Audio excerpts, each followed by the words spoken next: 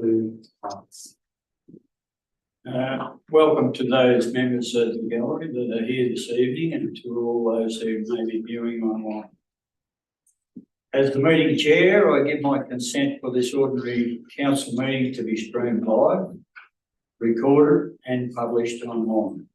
Anyone who is invited to read out a question or make a submission will be recorded, and their voice, image and comments will form part of that live stream and recording. The chair or the CEO has the discretion and authority at any time to direct the termination or interruption of live streaming. Such direction will only be given in exceptional circumstances where deemed appropriate. That may include where the content of debate is considered misleading, defamatory, or potentially inappropriate to be published. The live stream will stop prior to the closed section of the meeting and will recommence for the conclusion. Public is able to view this live stream via our website at www.pyrenees.vic.gov.au. Should technical issues prevent the continuation of the live stream, the meeting will continue as long as a quorum can be maintained, and where possible, a recording of the meeting will be published on Council's website. Where a quorum cannot be maintained, the meeting will be adjourned until the issue is resolved, or the meeting postponed to another time and date in accordance with Council's governance rules. But I ask you to all be upstanding for the open prayer.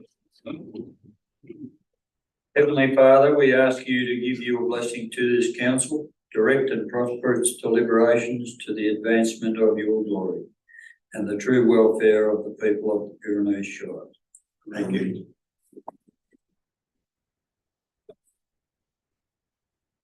Acknowledge the country. We acknowledge the people past and present of the Wadawurrung, Dja-dja-wurrung, Eastern Mar and Wotjobaluk tribes whose land forms the Pyrenees Shire. We pay our respect to the customs, traditions and stewardship of the land by the elders and people of these tribes on whose land we meet today. Any apologies? No apologies, considering we're all present. Any notice of disclosure of interest from councillors or officers? No.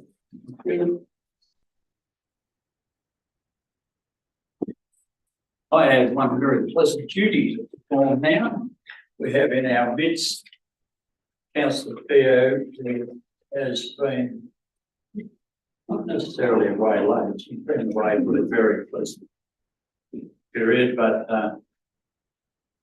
Councillor Keogh, this service award was made on your behalf at the MAB Business Conference, and I have much pleasure in presenting you with your service award for 10 years. Thank you very much. I'm very Thank you very much, an honour. Thank you.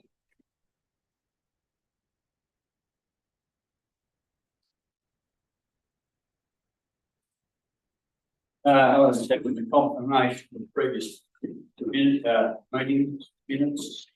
Moved Councillor Clark, seconded Councillor Ferrari. Any business arising that you wish to discuss, councillors?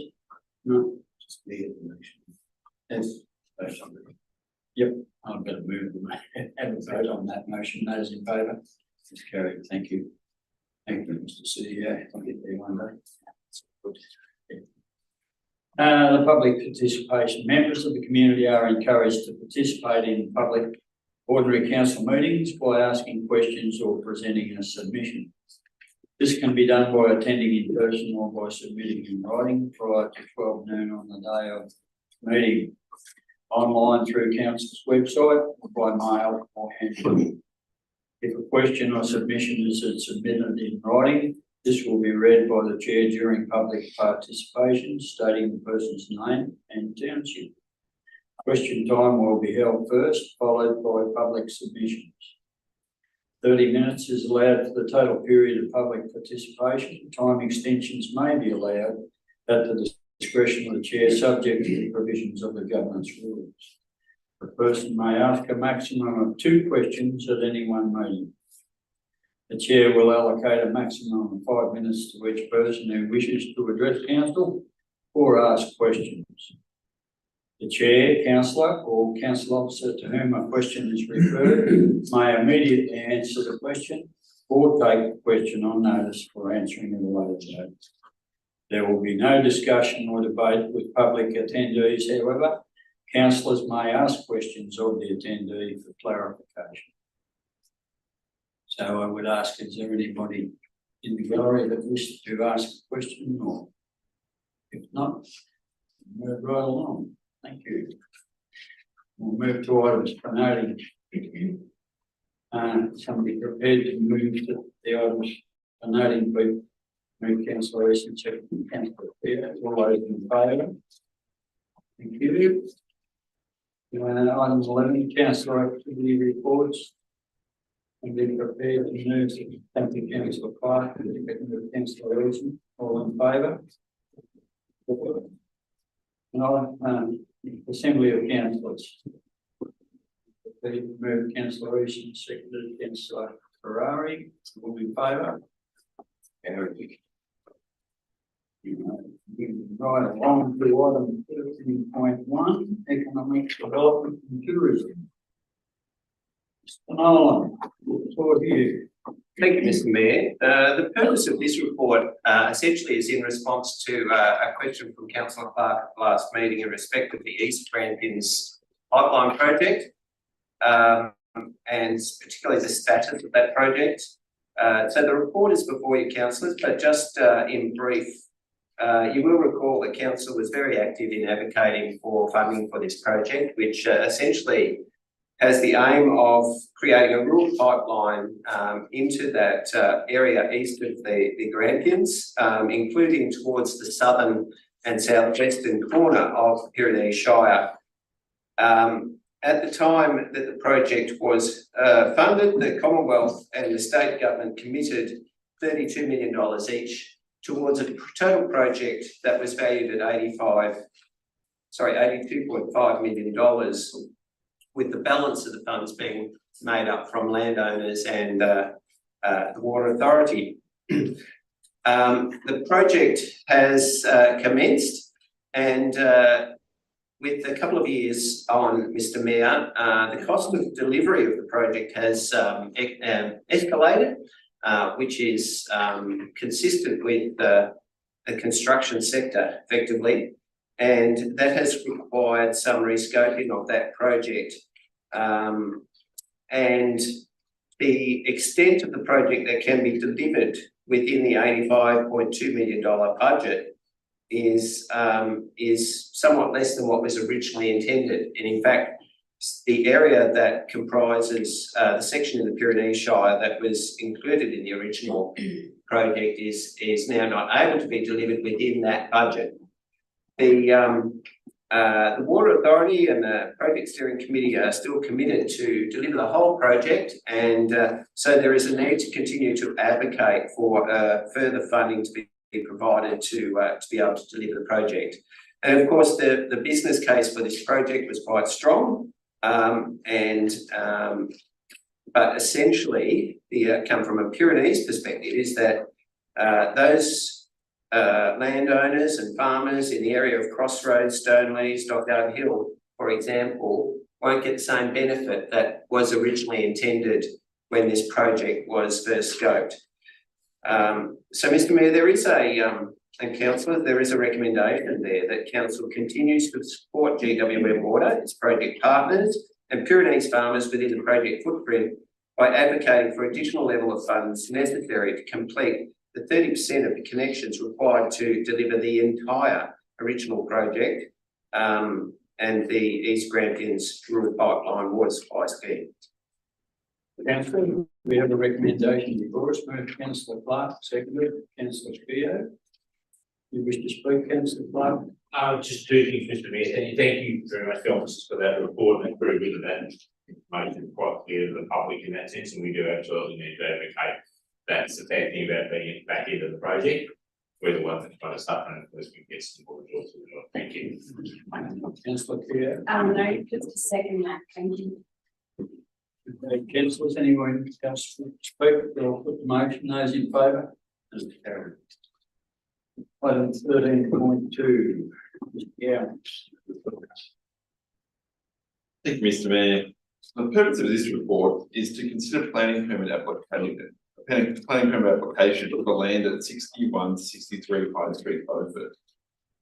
The original application proposed the development of land with 6 dwellings, a subdivision of the land into 6 lots with common property and subdivision adjacent to a road in a transport zone 2 and reduction of the car parking requirements.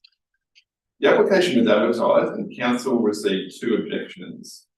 A consultation meeting was held with objectors, and following the consultation meeting, the application was amended to the development of the land with 5 dwellings. The subject site is just over 2,000 square metres allotment, 1.2 kilometres east of the Beaufort town centre. The subject land is rectangular in shape and has fallen approximately 9.5 metres from the Mitchell Street northern boundary to the Western Highway southern boundary. The site is currently vacant. The surrounding area comprises primarily single dwellings, and there are existing dwellings on all abutting allotments.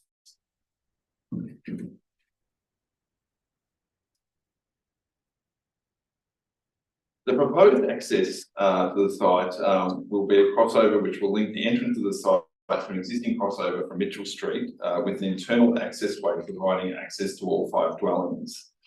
No vehicle access is proposed from the Western Highway.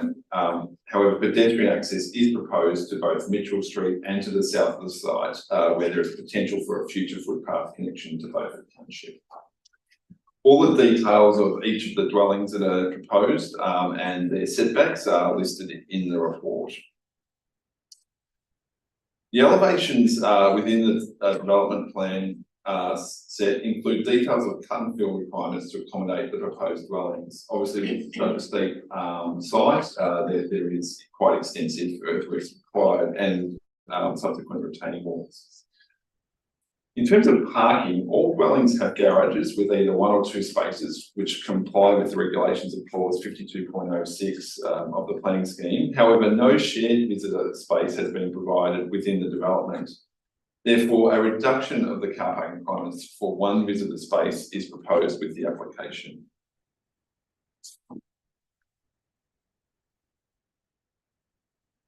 The 2 objections had some key issues that were raised and can be effectively summarised as follows. The objections believe that there is impacts on Mitchell Street from increased traffic, the character and amenity impacts of the development, the density, the scale and bulk, the built form, the extent of the retaining walls, vegetation impacts, parking and drainage.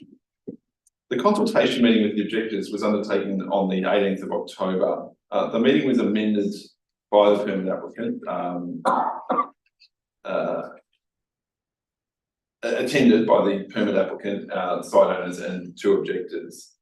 And at the meeting, the proposal was discussed as were the concerns raised. However, there were no resolutions reached through that mediation, and councillors have been provided with a further component of one of the objections, and that's been distributed, where some of those further issues that were raised go into more detail. As a result of the meeting, the permit applicants amended the application to 5 dwellings.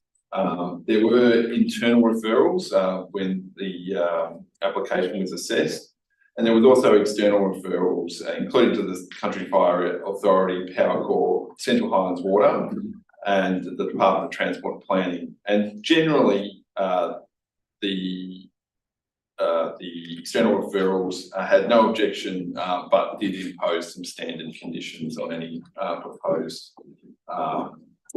permits. The proposal generally accords with the planning policy framework, including the municipal planning strategy of the Pyrenees planning scheme. And the plan scheme does talk to a diversity of housing types and also seeks to encourage medium density housing in central locations in established townships with good accessibility to transport, shops, infrastructure and community facilities. The provision of medium density housing on land which is residentially zoned and located in proximity of a town centre and other services such as schools and open spaces is consistent with clause 16.01 in relation to the location of residential development in Pyrenees Shire, which seeks to direct residential development to areas within townships that have the potential to accommodate infill development and where water and sewage services are provided. The proposed development of 5 dwellings on the land is considered to be an appropriate response to the site, adjoining properties and the surrounding neighbourhood character. It is also considered to be an appropriate transitory response to development within the Beaufort Township.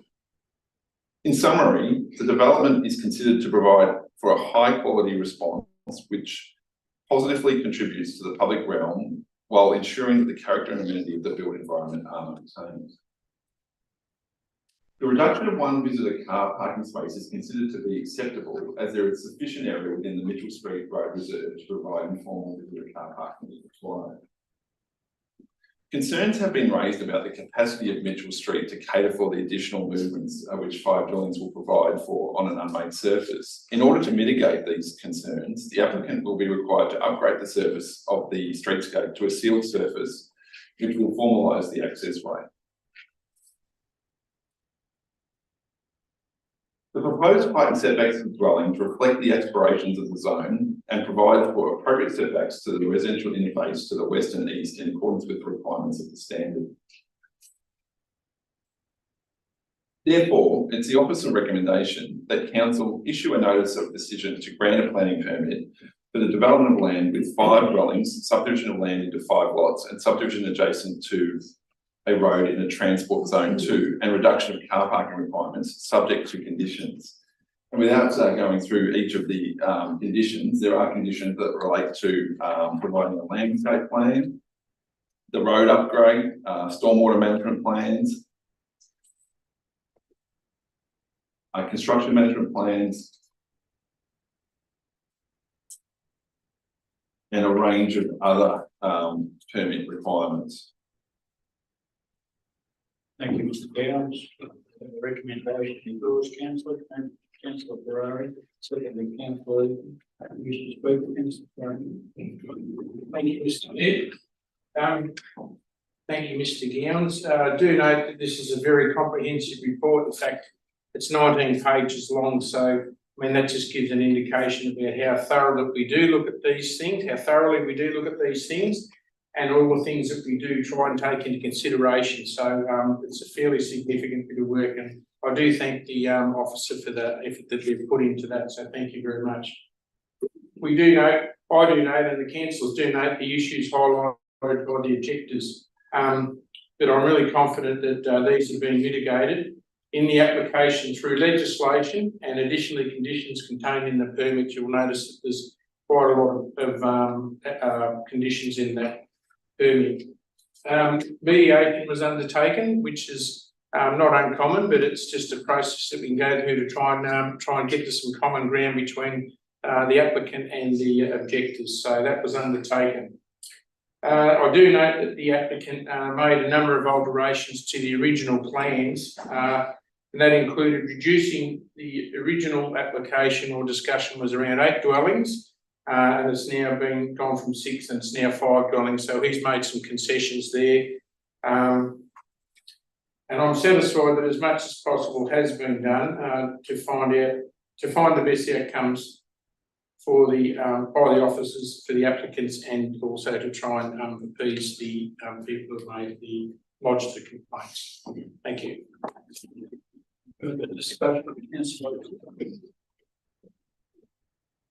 Mr. Gowan, the reduction of 1 visitor parking space, what do we do about the other 2 that turn up on Sunday afternoon? Is the road going to be wide enough for car parking, or have they got to park on a nature street?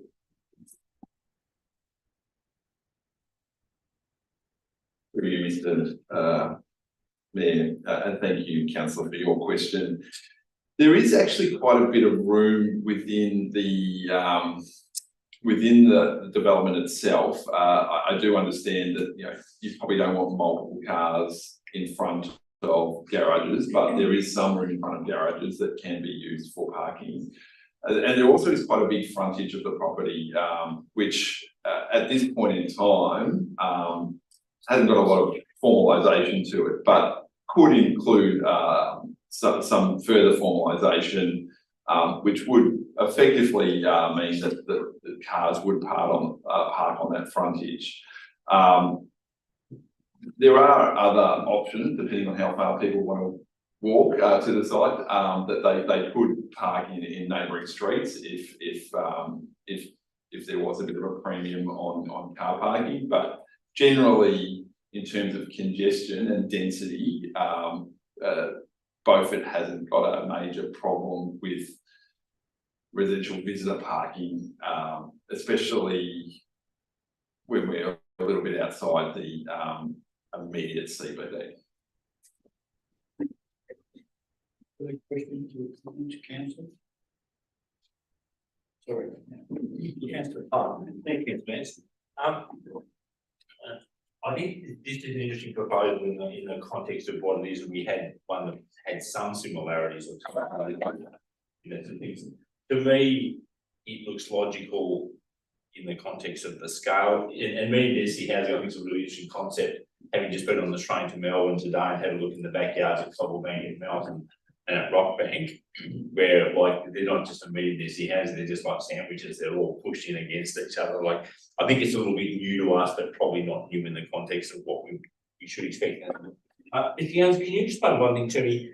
Context is relevant in a sense. This is a little different in that we actually have an owner of the land and we effectively have a developer.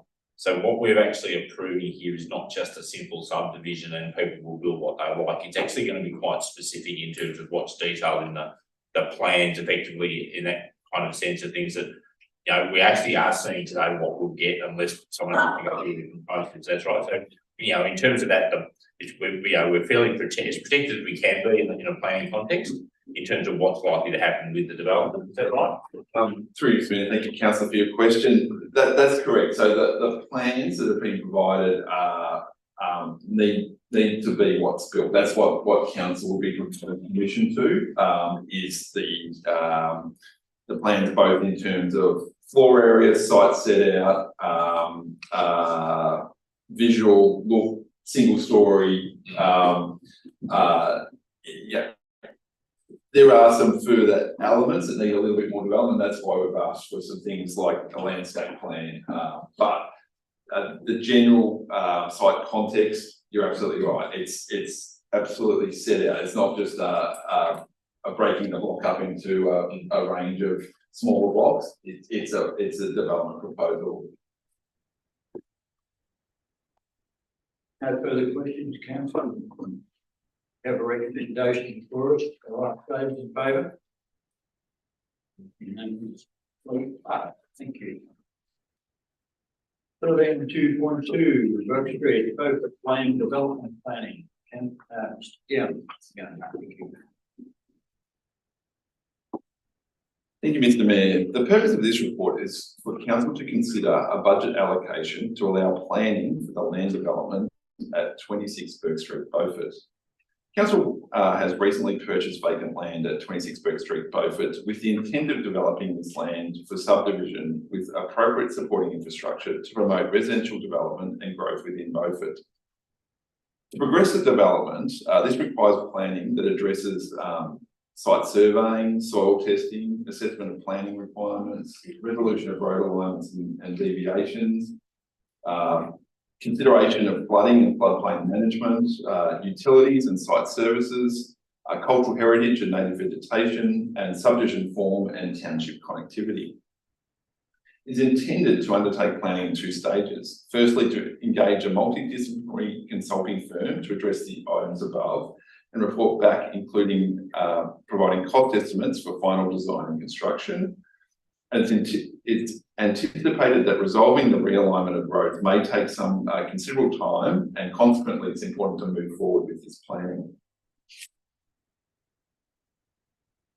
It's estimated that the cost for the initial planning work will be approximately $100,000. Any expenditure will become a development cost that will ultimately be returned as the land is sold to market.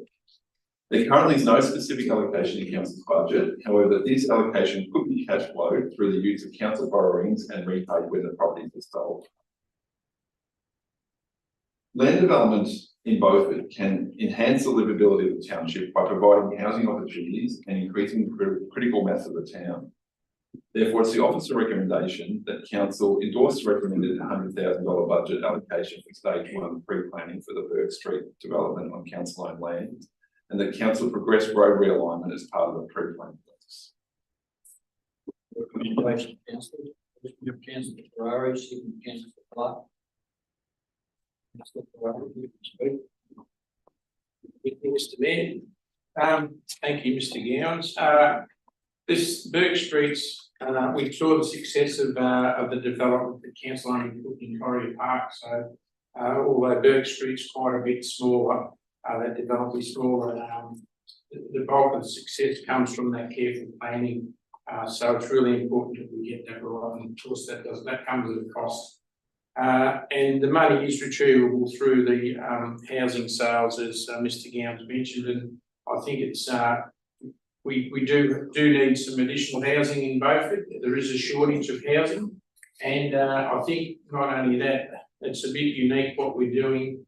And my understanding that the mayor has had some pretty healthy discussions across the state with other councils that are very interested in what the Pyrenees Shire has done in relation to that development space. So it is a bit unique for councils to do that development, but it's turned out very well for us. But it's because we've done that planning and that engagement really well. And as I said, that comes at a cost. So it's money well spent as far as I'm concerned.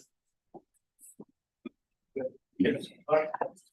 Yeah, thank you, Mr. Mayor. I'm very happy to support this in the sense things. If we do have to borrow a little bit of money just to get that through, then that's all appropriate.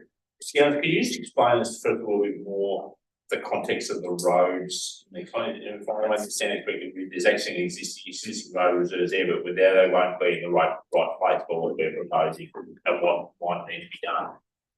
Mr. Mayor, thank you, Councillor Clark, for your question. Yeah, that's correct. At the moment, the roads are lined in a northwesterly direction and are kind of skewed from the main direction of roads within Beaufort, which is generally north-south. There's a little bit of deviation from that. However, it's considered that the current alignment of the roads is not appropriate for modern development practices, and therefore we'll be looking to swap that road reserve requirement to a better subdivision alignment that would better reflect the modern standards and meet the requirements of the planning scheme. And the slowness is because of the Crown being involved. Sorry, without putting it on. So yeah, the time it does take, yeah.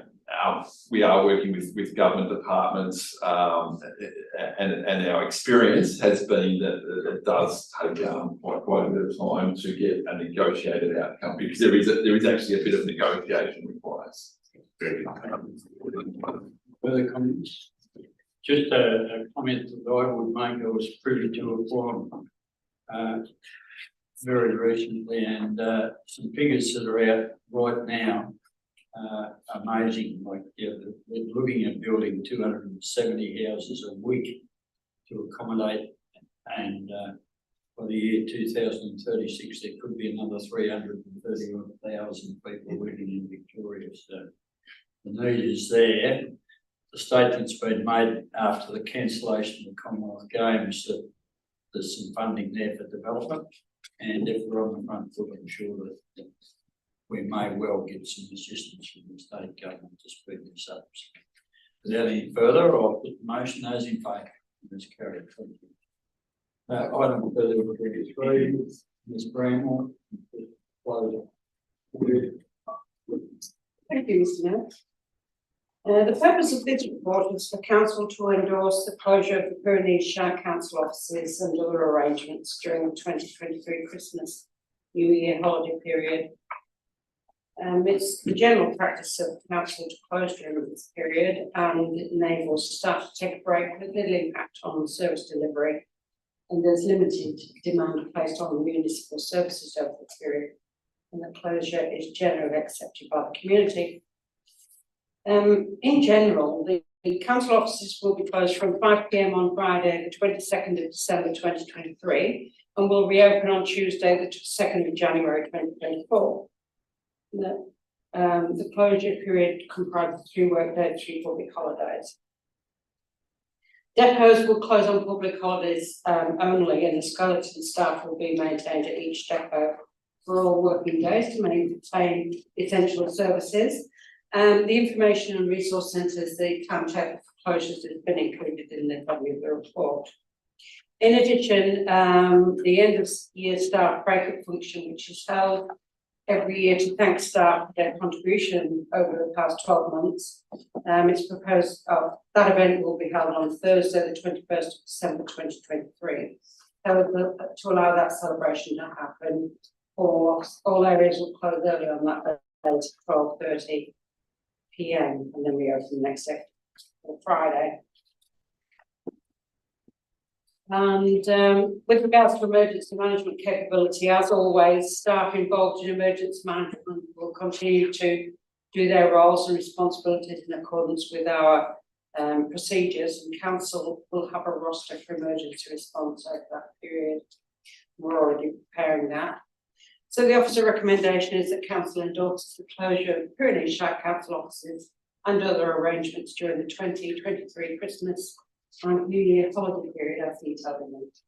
Thank you. Move councillor Keogh, second councillor Keating. Any discussion? All in favour? Item 13, 3.2, Ms. Brownlow, emergency management. Thank you, Mr. Mayor. The purpose of this report is to provide a progress report on the review of the Municipal Emergency Management Plan and seek endorsement of the appointment of mandated emergency management roles. The Emergency Management Act 2013 requires council to appoint 2 mandatory roles, Municipal Emergency Management Officer, or MIMO, and the Municipal Recovery Manager, the MRM. With regards to the Municipal Emergency Management Officer, council appointed the Manager, Governance, Risk and Compliance as the MIMO, but with the resignation of that appointed officer, we're requesting the council nominate another officer to take this position. This role is the primary lead in municipal emergency management planning and preparation, supported by the rest of the emergency management team and deputy MIMOs. And it's recommended that the council resolves to appoint the Director of Corporate and Community Services as the primary MIMO, the Director of Assets and Development Services as the Deputy MIMO, and the Manager Governance and Performance as the Deputy MIMO. With regards to the Municipal Recovery Manager, or MRM, again, council did appoint the Community Wellbeing Manager as the MRM previously, but with the resignation of that officer, we are requesting the council nominate the Manager Community Wellbeing and Partnerships as the MRM, the Manager Economic Development and Tourism as the Deputy MRM, and the Emergency Management Coordinator as the Deputy MRM. We'll put 2 deputies in place in this case because we did find out that during the floods, recovery work particularly, we did suffer a bit of burnout with the officers, so we're trying to make sure that doesn't happen again. Normally, previously, council did nominate the MIMO as chair of the Municipal Emergency Management Planning Committee. Even though that committee is no longer a council committee, council still has the obligation to nominate the chair. Previously, that chair was the MIMO, the Municipal Emergency Management Officer, And council is now requested to confirm the continuation of that appointment until rescinded in the future. And an update on the municipal emergency management plan. With the MEMC has recently concluded a review of the plan and the supporting Pyrenees Shire emergency animal welfare subplan. And as part of that review, the MEMC conducted self-assessment of the plans, and these have now been submitted for final evaluation and endorsement by the Regional Emergency Management Planning Committee. And the outcome of this is expected by the end of this month when they have their meeting. And in summary, with a change in officers, council is requested to renominate the mandated positions of MIMO and MRM as detailed in the body of the report. And the officer's recommendation there is detailed. The council notes a completed review of the municipal emergency management plan supporting animal welfare subplan, and appoints the officers as detailed in the body of the report there as MIMO and Deputy MIMO, MRM and Deputy MRM, and confirms the ongoing appointment of the MIMO as to act as chairperson for the Municipal Emergency Management Planning Committee. Thank you. Thank you, Ms Brown.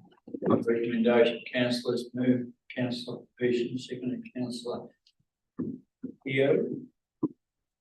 Any comments? Councillor Theo. I'd just like to, as the councillor who's the representative on the MEMC, thank Kathy and all those that have been putting in such an incredible effort. It's such an important body, and we know it has to move into action. Definitely have seen that burnout that sometimes staff can experience. So that was a great change to it. I think having 2 deputies in that role as well. But to thank everyone, and again to thank those staff that will be taking on those roles again. It's a vital and much appreciated role. Thank you. Thank you. No further comments. I'll put the motion. Those in favour? Thank you. 13.3, Ms Brown, funding program. Thank you, Mr. Mayor. Following the review of applications received against the this financial year annual grant category, this report provides recommendations for the council to award funding. Applications opened on the 8th of September and closed on the 23rd of October. And following a communication and engagement programme, 42 applications were received, collectively requesting nearly $142,000. After the application period closed, a review panel of council officers assessed applications against advertised eligibility guidelines and selection criteria.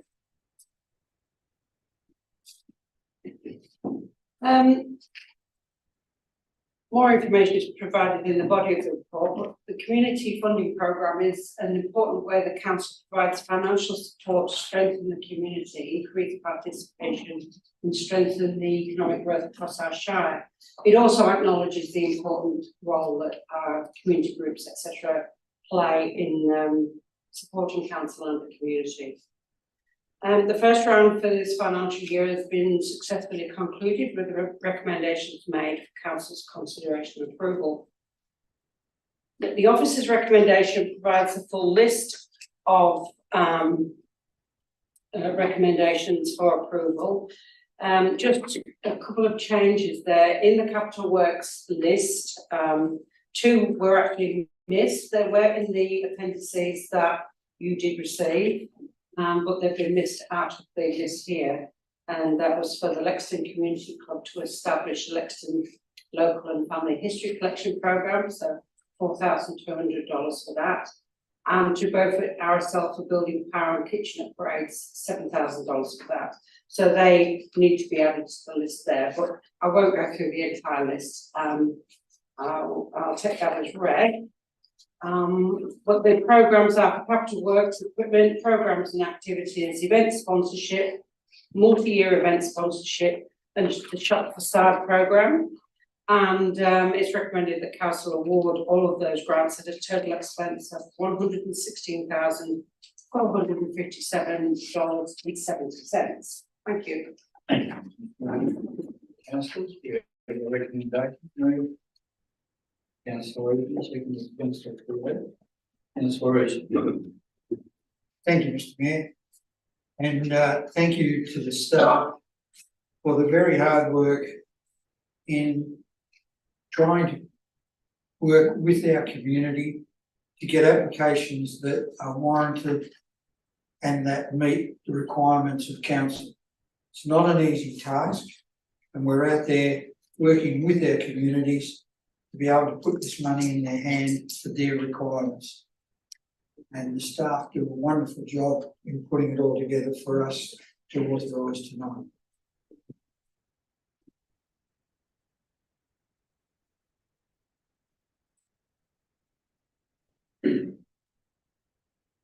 Councillor, yeah, Just quickly to again thank all those community groups that are using this Pyrenees money to really good use for their communities as well. That's just commendable again, and for them putting together these applications. And yeah, thanks again to the staff too who are making this more accessible. That's been really fabulous as we've seen in this round. certainly, Florida's definitely deserve to go to the staff members that are out there talking with our communities. Just to list a few: Avoca, Amphitheatre, Beaufort, Landsborough, Lexington, Waterloo, Raglan, Natty Alley, Carron Valley, Snake Valley. Avoca a few times, Landsborough gets another mention. So we've certainly covered the length and breadth of the Shire, and the shop facades. Yeah, money well spent. Just gives the tourists and the visitors to our towns a good feel about our community when you drive in and you see fresh shop fronts and well kept centre medians. It's just so important for the promotion of a good place to live. So I'll put the recommendation, councillors, those in favour. Thank you.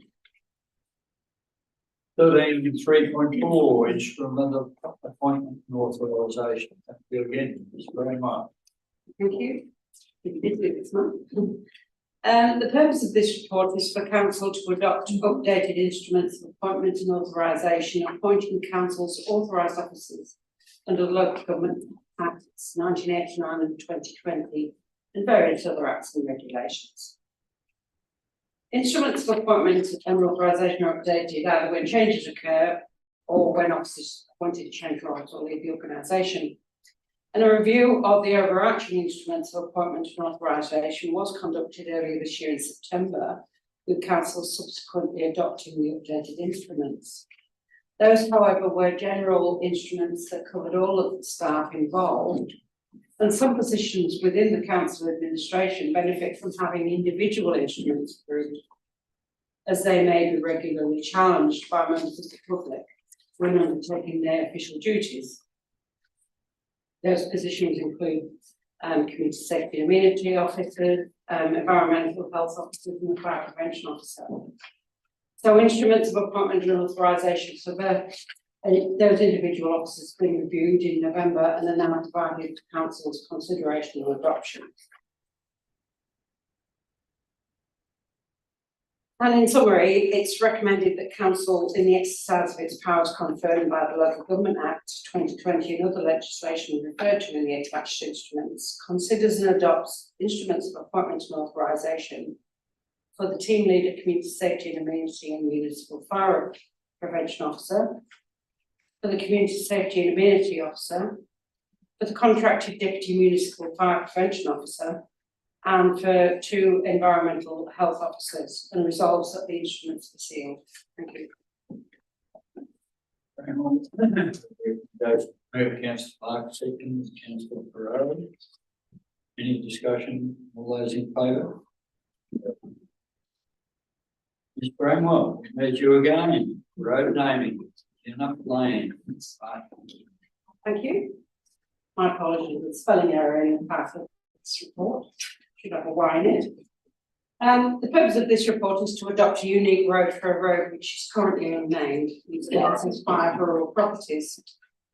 The road is designated in red on the plan, which is included in the report, and it's currently used as primary access by properties. However, with it being unnamed, it does create a public safety issue. The section of road concerned is of very rural nature, therefore the road track will be lane.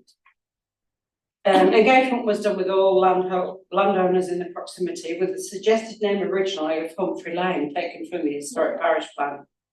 The council received one general inquiry and a submission, which suggested naming the lane after a particular bird species that frequents the area, being the sulphur-crested cockatoo.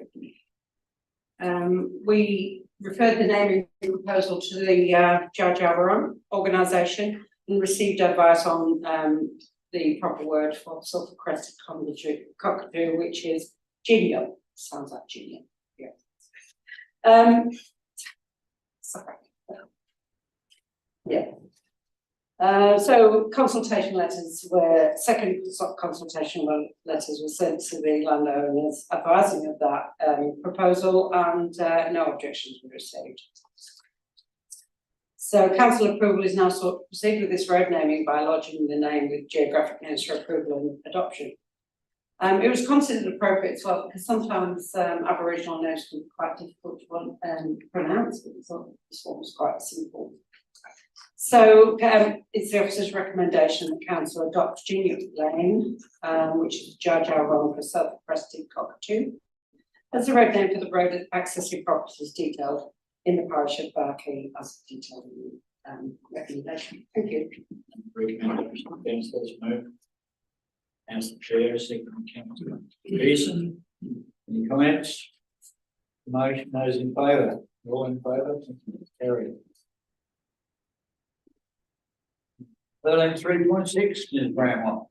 Thank you, Mr. Mayor. The purpose of this report is to provide council with an update on the financial performance for the period 1st of July 2023 to the 30th of September 2023. As per our reporting obligation to report to council every quarter on our financial performance. Current financial issues, there are some current financial issues included in the report. One being current variations for the period are principally due to differences in the expected receipt of income and payment of expenditure budgeted compared to the actual timing. Two exceptions, rates and charges, where the revenue for waste was split evenly over the year while the revenue was raised in 1 month. That's going to be corrected. And employee costs for the period are over expenditure due to long service leave being taken by staff and the number of redundancies that were paid out. The long service leave was paid out as part of that as well. Capital works is expected to exceed budget on 2 projects. The Voca depot upgrade and the Voca practice net and storage shed. Not necessary at the moment to make changes to the budget to accommodate this, but council can utilise some borrowings in that new initiative. It's expected that collection of rate funds for this financial year may be significantly impacted because of the current economic climate impacting on ratepayers' priority for payment of expenses, combined with new legislation governing the collection of rates. Although that isn't fully known at this stage, it might have an impact on council's ability to collect rates when people don't pay. So an allocation has been made in the budget for the increased level of rate debt this financial year.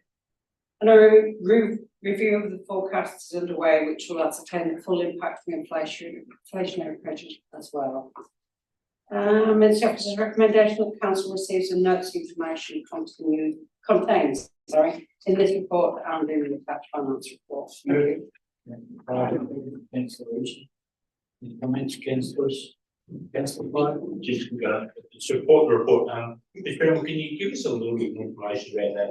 Like I say, the rates, my take would be that's about 3% of our rate budget, maybe it's another kind of 30% more than what we would normally allow, maybe 100 or 150, and 250 is kind of maybe another 100 more. Would that be about? Sorry, could you say that again? I'm trying to work out how much more we've allowed above a normal year in that sense of things. Of the rates? Yeah, for that late rate payment. And really it's not we'll get our money. It's just as simply it's a cash flow issue. We don't have that cash, isn't it? Yeah, that's right. Oh, sorry, thank you, Councillor Clark.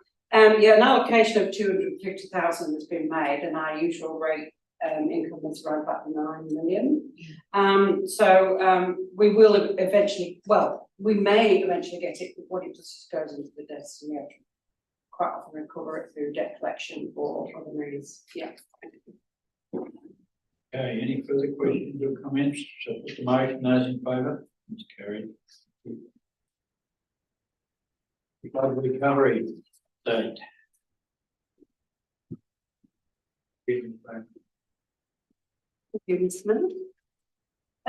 This report is just to provide an update to council and community on recovery activities arising from the October-November 2022 flood event. And this is on the activities that have gone on in the last 12 months.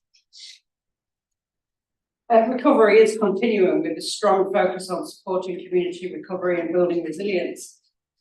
Primarily, we're trying to make the recovery effort community-led and incorporate the needs and desires of the broad and diverse communities. And although we do provide individual support and leadership to residents, most of the initiatives being held are community-led. An attached flood recovery plan summary was provided to council, and that detailed the status of recovery actions and some of the key outcomes since the last report. Just a couple of those. Infrastructure works continues, of course, with 29% or 2 million of the $8 million worth of work is now being completed, which is a plus. And regular updates of the works do appear on council's website, on the notice board and in the flood recovery newsletter. Repair work on some of our community infrastructure that was impacted. Work on the Beaufort Scout Guide Hall is almost complete. The repair work on the Avoca Men's Shed and the Avoca Recreation Reserve Complex are complete, and I believe the Men's Shed had an opening last week of their new refurbished building. And recovery resilience events have started to be held across municipalities, such as the Comedy Night in Napialloc and the IUOK Day in Beaufort. In addition to this, there was recently a Parliament Victoria Legislative Council Environment and Planning Committee inquiry into the flood event, and our council officers did go and present at that inquiry. So in conclusion, substantial progress is being made in key recovery areas as detailed in the report, and council officers are actively continuing with recovery and resilience building initiatives. Council officers would like to take this opportunity to thank all of the community members, businesses and organisations that have helped with the recovery efforts so far. Flood recovery is a big task and takes time, and efforts are appreciated.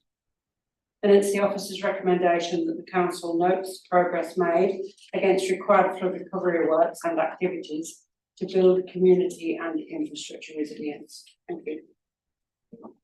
Councillor Isham, second Councillor Keogh. Councillor Isham, thank you. Thank you, Mr. Mayor.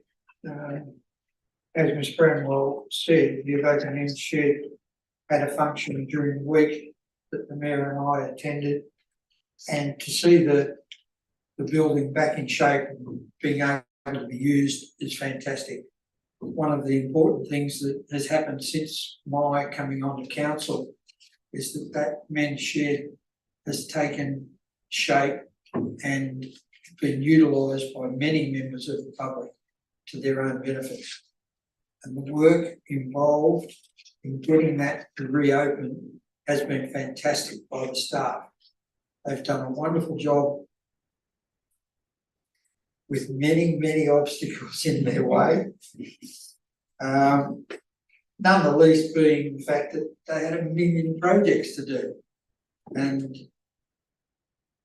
everybody thought their project was the most important to be done first, but we're getting there and we'll get there in the end.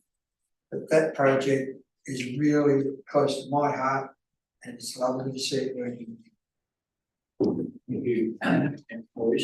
Further comments? I need to again to thank, for instance, that group of the Men's Shed. That's such an important effort, but all those community members and organisations and businesses that have helped. It is a huge effort, and also Jane, who's been working in the field as well, our staff member. Thank you. So I'd have to reiterate those comments. It was pretty obvious at the opening of the men's shed just how much affection that the members of the men's shed had for Jane and her efforts that she's put in over the period of time. You know, I'd like to pass on my personal thanks. I did it on the day, but please record it in the minutes. Her and Jerry have put up a great effort. I'll put the recommendation. Those in favour, thank you. It's carried. Chief Executive Officer.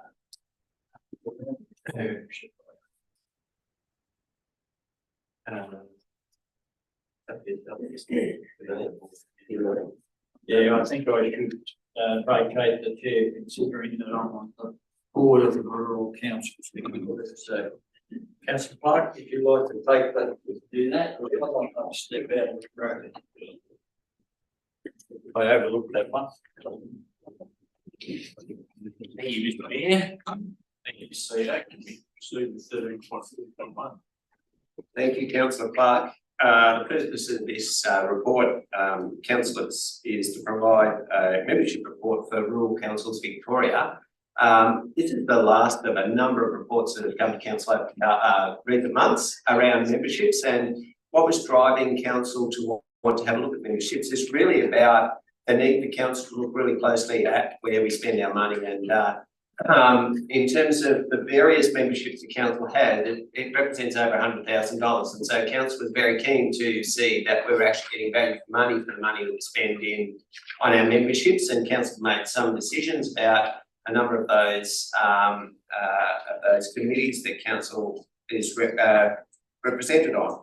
Now, in this case, Rural Councils Victoria, it has been in existence since 2005 and become an incorporated association in 2016. It represents the interests of 34 member councils and provides a really strong advocacy opportunity for those rural councils in particular on a whole range of matters that it advocates to government over, including financial sustainability, roads and road funding, housing planning, managing growth in rural settings, small town development and the like.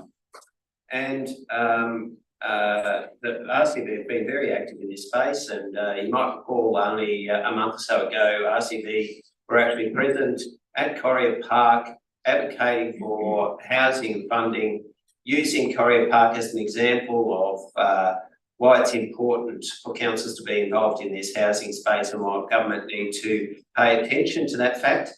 And so take their advocacy very seriously. Councillor Vance has declared an interest because he is a member of the board, and our annual membership is about $5,500. It has increased from last year's fee.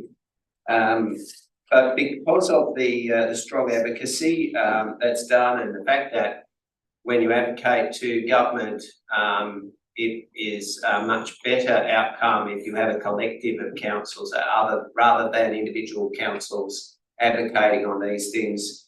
And on that basis, I've considered that it represents good value and that council endorses the continuation of membership with Rural Councils Victoria. Thank you, CEO. Your recommendation. Thank you, Councillor Rees. Move. Second, Councillor Ferrari. Discussion, councillors. Pretty much clear to one, isn't it? All those in favour? Carry.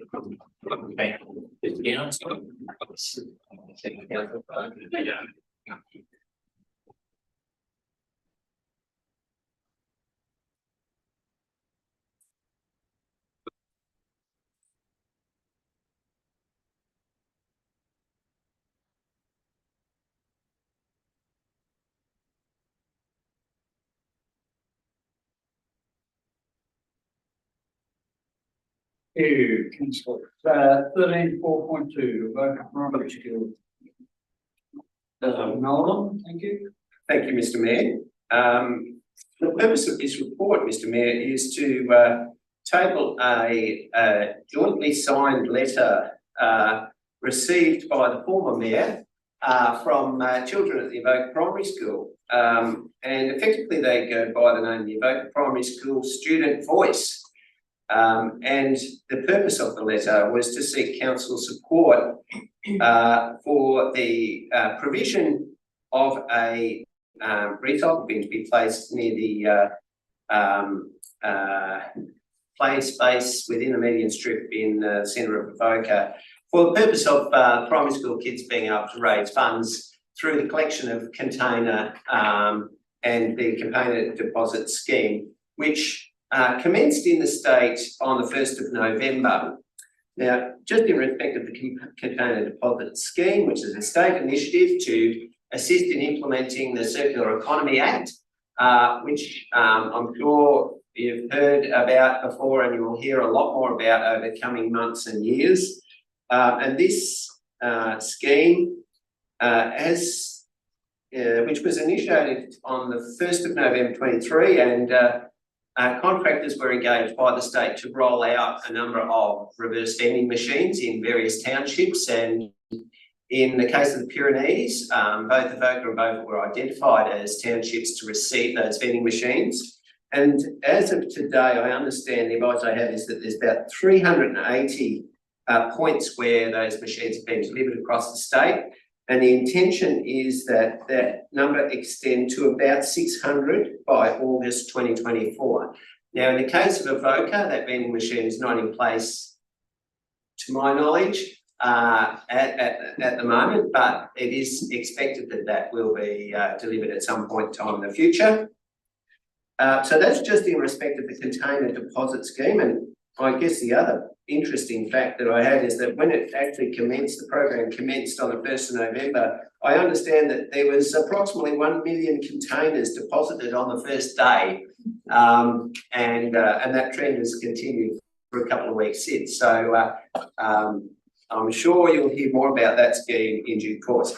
In respect to the petition, the joint letter, councillors, our governance rules provide that for a petition or a jointly signed letter, and a jointly signed letter is a letter that's signed by more than 12 people, and in this case there are 17 students, so it fits that category. It is that unless council determines to consider it as an urgent business item, that council should receive the petition and seek a report to be presented to a future meeting of council. Given that it's not an urgent matter, and council can determine or debate that yourselves, but and it's on that basis, councillors, that I recommend that we simply receive that petition and that we refer the matter to the Director of Assets and Development Services to seek a further report on the merits of this. And it might seem quite simple and straightforward to provide a recycle bin. Of course, quite often there are maybe unintended consequences or other angles to this that need to be considered. I'm sure Mr. Gowans will look to bring forward any of those issues in his report. There may well be other groups or clubs within the community of Avoca and across the Shire that might have a similar sort of requests. And so, you know, there's a need to consider a consistent approach to how council might enable or allow these things to occur. So on that basis, Mr. Mayor and councillors, I put that recommendation that I've just spoken to. Recommendation move councillor Theo, second councillor Addison. Any comments?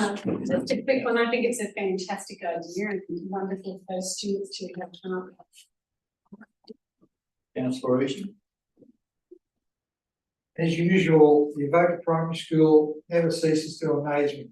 They come up with these ideas by themselves, working in collaboration with one another, and they're constantly doing it. So congratulations to the Avoca Primary School. Any further comments? The recommendation, councillors, in favour? Carried. We move to councillor reports from general business. Start with councillor Ferrari. Thank you, Mr. Mayor. had the pleasure of opening the both the bowls season opening earlier in the year, and there was a really good turnout on the day, and I presented, his name escaped me, but I presented a seniors award to, I think it was a gentleman who was 85, and he's still bowling, so that's a really fantastic effort.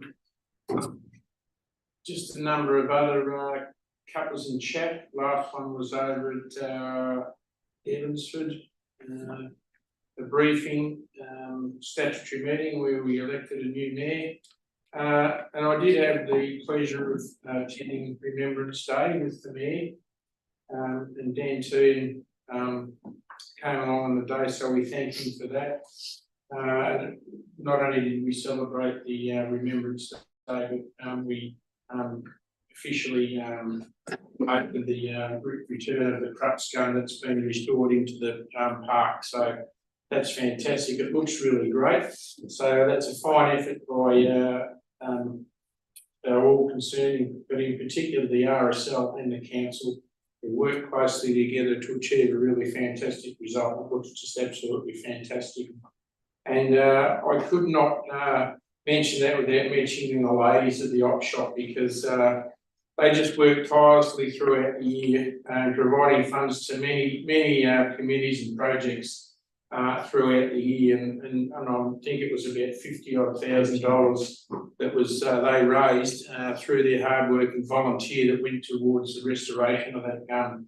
And I am aware of many other organisations that benefit from their contributions throughout the year. So fantastic job to those ladies. Keep up the great work, and if you happen to be around there, call in and say you know, or call in and support them by purchasing something that goes to great causes throughout our community. Thank you.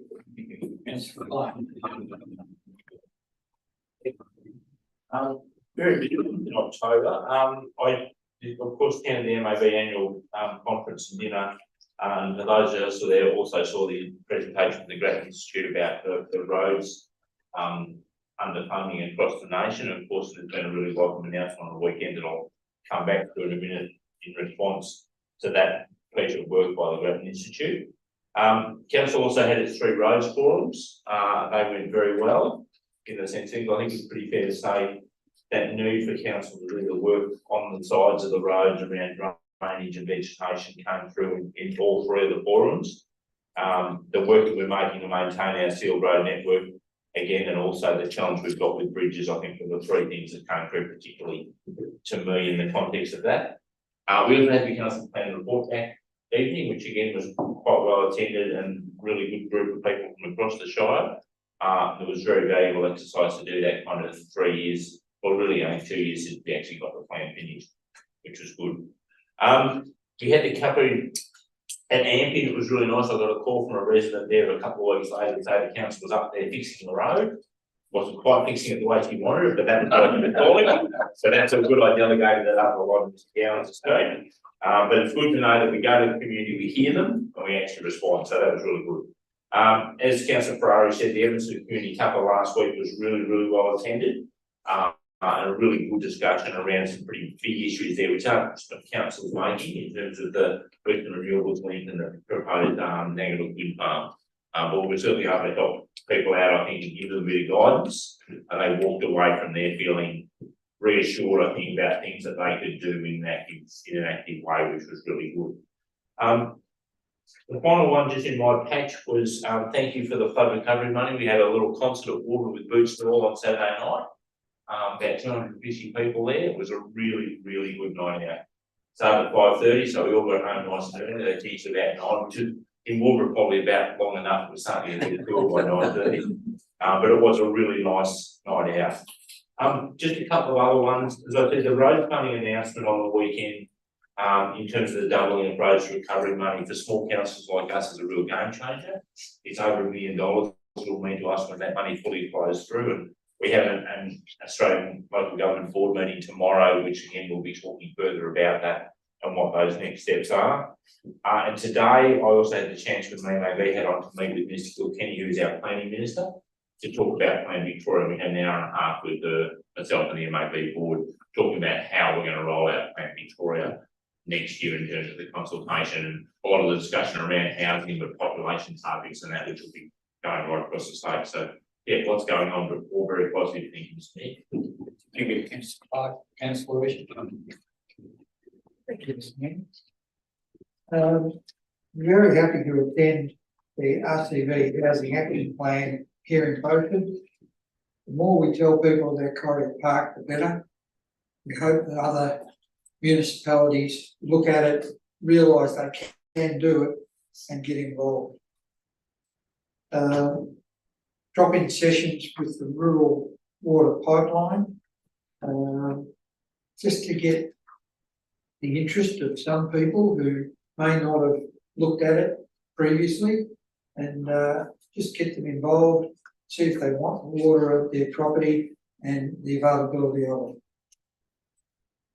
Reporting back to camp on the council plan was a pleasant evening, discussing what we've done, how we've done it, and how we're continuing to do it. Our community roads forums was an interesting exercise. We can't do everything because we're not in control of everything. So where some people feel council should be doing this and council should be doing that, we have certain restrictions placed on us by other organisations or the state, and we can't do everything. We're trying to do the best we can, and it was amazing to see people change their attitude when they got the facts placed on the table for them. They now understand a bit better where we're coming from, what we're trying to get done, and what we're fighting against to get it done quicker. That was the advantage we have of getting out into our community and sitting down and talking to people. And I think it was well worthwhile. Thank you, Councillor. Councillor Keir. Thank you. I've missed the last meeting, so I just wanted to talk about, I attended the Snake Valley Neighbours Day, which was earlier in October, and that was an amazing opportunity to bring residents in contact with the emergency services and other services that can support them in creating a safer and more connected community. Huge thanks to the Pyrenees Shire staff members led by Fiona Williamson, and all those organisations, all volunteers came out on that Sunday, and it was an incredible effort to provide this opportunity, and I look forward to that happening again and also across the Shire. So it was a really good day. I was also privileged to attend, to meet all the participants of our 2023 Western Bulldogs Leadership Program, and also to attend their graduation last week. What an amazing bunch of young people we had across the Shire, from the bottom and the top of the Shire, who together had been developing their own personal leadership attributes, as well as investigating what opportunities there could be for projects and possibilities for young people across the Shire. So that was just fantastic, and a beautiful evening held at the Beaufort Golf Club, the Lawn Bowls Club there. That was really fabulous, and there was even a beautiful group of volunteers there headed up by Rowan to teach the students a thing or two about bowls, and many of them did thoroughly enjoy that. We might get a few more members out of that group. This Sunday, I was also treated to a fantastic day at the Beaufort Show, and again, what a brilliant event. I can see two beautiful sponsors of events sitting in our gallery tonight, and thank you to you, but thank you to you know, the whole committee again, that revealed again the huge effort that the committee put into. What an event showcasing our local talent and talent beyond the local area. It truly was a great day for young and old. And again, if you didn't get there this Sunday, make sure you put it in your calendar for next year. It's such a great event, and just getting bigger and better all the time. Another exceptional event was held recently, again, was the Lake Gosford Steam Rally November event. And this was, again, terrific attendance and incredible displays. Again, huge congratulations to the Rallies Committee. Again and again, the time and the commitment they put in shows in the attendance in such an incredible event. Just a note on fire restrictions, you'll notice are in place as of yesterday. So please, if you haven't already got your property ready, please do that and be really vigilant in preparing for this upcoming fire season. I'd also like to, I wasn't aware I was getting an award tonight, but I thank you greatly for that again, Mr. Mayor, presenting me with that service award. And I thank the MOB president who we're privileged to have as part of our council here. It's my privilege to an honour to be able to serve the residents of this area and to have done so for the past 11 years. Again, the joy is just great, so thank you. Finally, thanks so much. We as a Keogh family have been incredibly overwhelmed by the welcome to our newest addition to the family, Sadie May. But she truly is blessed to be born into such an amazing community, and we just can't thank everyone enough, so thank you again. Like other councillors, I attended the upper roost at Evansford, yeah, I don't know why I got the same mixed up in there, but Evansford, quite an eventful evening. I did attend the roadshow at Lexington and Runabel, and you get conflicting ideas about how we should maintain our roads. Mostly clean out the drains, Councillor Clark, but you get the odd person who says, be careful not to shift any legless lizards or. So we have a very wide opinions on how we should go about it, but at the end of the day, we do our best. We're damned if we do, and we're damned if we don't in a lot of situations, but I'm sure our staff do the best they can. I attended the Remembrance Day service at Beaufort also, and the release of the Crucker gun. I too would like to congratulate the ladies who presented that grant sum of money to restore the gun, and the RSL club who Don Carnes and his cohorts who work tirelessly for people. I attended that Saturday night the legacy changeover dinner in Ara, where both community on the Pyrenees Shire were widely involved, and had a great night. I had the privilege of opening the art show last Friday night prior to the Beaufort show, and then I attended the show as well on Sunday, and like Tanya, I agree, they had a great day. It was a terrific roll up, great weather, and plenty to keep you happy. I was involved with the opening of the men's shed of the Boca, and had my eyes open considerably. They've got 4 different rooms there now in the men's shed. It's not just a shed, it's got a woodworking shop area, it's got a steelworking shop area, and a great deal of people who get there on Monday, Wednesday and Friday, probably to give their wives a bit of relief, they have a bit of fun as well.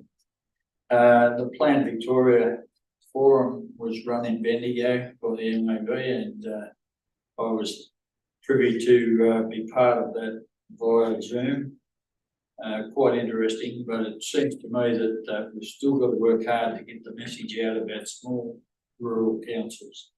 We get left behind a little bit.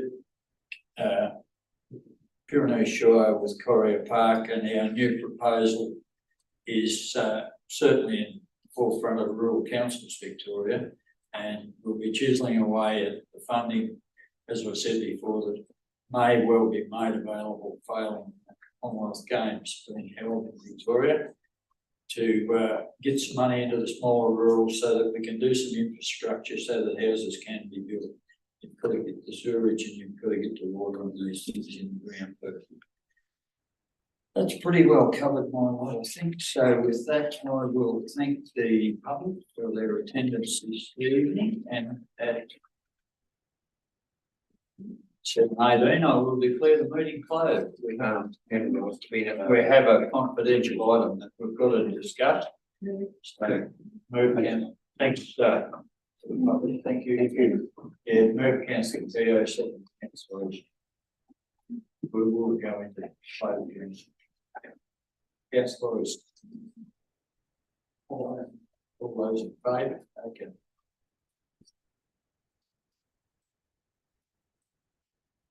Right.